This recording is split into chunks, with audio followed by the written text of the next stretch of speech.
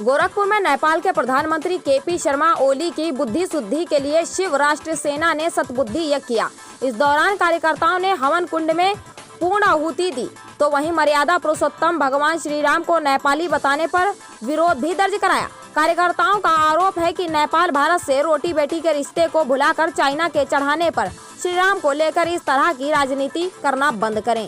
गोरखपुर के शिव राष्ट्र सेना छात्र परिषद के महानगर अध्यक्ष सुशील चंद्र ओझा के नेतृत्व में सतबुद्धि यज्ञ का आयोजन किया गया। इस दौरान उन्होंने कहा कि नेपाल के कम्युनिस्ट पार्टी के प्रधानमंत्री ये दावा कर रहे हैं कि भगवान श्री राम नेपाल में पैदा हुए हैं। उन्होंने बताया कि रामचरितमानस में ये साफ वर्णित है कि भगवान श्री राम का जन्म सरयू नदी के तट पर हुआ था। शिव राष्ट्र सेना के कार्यकर्ताओं प्रशांत रंजन ने कहा कि इतिहास साझी है कि भगवान श्री राम की नगरी अयोध्या है। देखिए पूरी खबर हमारे संवाददाता कृष्ण गुप्ता के साथ। प्रधानमंत्री की बुद्धि के लिए उनकी शुद्ध। मेरा नाम प्रशांत रंजन है। आज हम लोग ने शिव राष्ट्र सेना के तत्वाधान में आर्य समाज बख्शीपुर गोरखपुर में नेपाल के प्रधानमंत्री की बुद्धि के लिए उनकी बुद्धि शुद्धि का यज्ञ किया है कि जिस कारण उनको इतिहास का लेश मात्र भी ज्ञान नहीं है कि ईश्वर जो हमारे आराध्य भगवान श्री राम है उनका जन्म कहाँ हुआ था। भारत में हुआ था कि नेपाल में हुआ था, सरयू के किनारे हुआ था। नेपाल में सरयू का कोई अस्तित्व लेश मात्र नहीं है। अयोध्या में अनादिकाल से हम लोग सरयू नदी की पूजा कर रहे हैं। अयोध्या में भगवान श्री राम का जन्म हुआ, उनका जन्म स्थान है।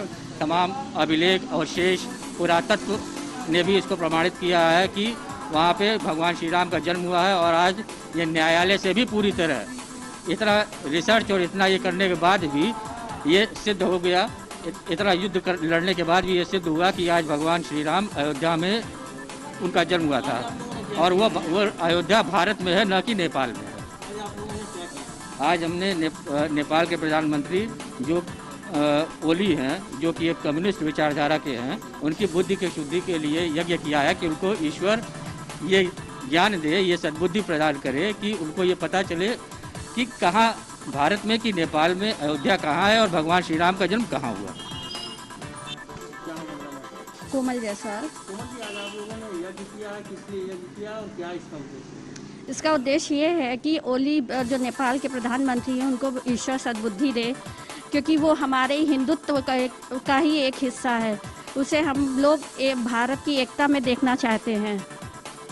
धन्यवाद। उनका ये कहना कि भगवान श्री राम नेपाली है, इस तरह की राजनीति, इस तरह की छोटी सोच की बात कितना ये खराब है दोनों देशों के रिश्ते। ये बहुत ही गलत है, इससे गलत प्रभाव पड़ता है। इस तरह की अफवाहें नहीं होनी चाहिए, गलत चीज़ है ये। रोटी बेटी का रिश्ता कहा जाता है, क्या लगता है चाइना का प्रभाव है?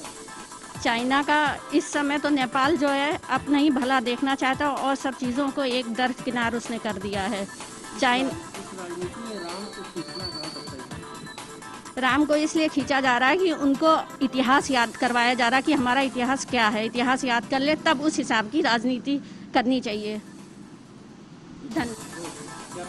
सुशील चंद्र ओझा, शिव राष्ट्र सेना महानगर अध्यक्ष। हमारा उद्देश्य ये है कि नेपाल के एक कम्युनिस्ट पार्टी के प्रधानमंत्री द्वारा यह बयान दिया गया है कि हमारे आस्था के प्रभु श्री राम नेपाली हैं, वह नेपाल में उनका जन्म हुआ है, जबकि रामचरितमानस में स्पष्ट रूप से लिखा हुआ है कि राम जी का जन्म सरयू नदी के किनारे अयोध्या में जन्म हुआ था। तो वह किस आधार पर यह कह देते हैं? और उनके इस बयान की हम लोग कड़ी निंदा करते हैं तथा उनकी सद्बुद्धि के लिए आज हम लोगों ने शिव राष्ट्र सेना ने के सभी पदाधिकारियों ने हवन किया है।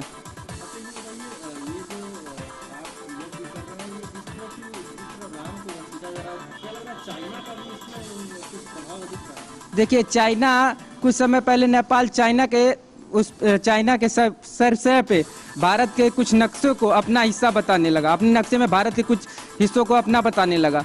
वही आज भारत की आस्था के साथ भी खिलवाड़ करता। हमारा नेपाल के साथ सांस्कृतिक समझौता है, एक सांस्कृतिक संबंध है हमारा नेपाल के साथ सदियों से, और उस सांस्कृतिक संबंध को तोड़ने का प्रयास कर रहा है।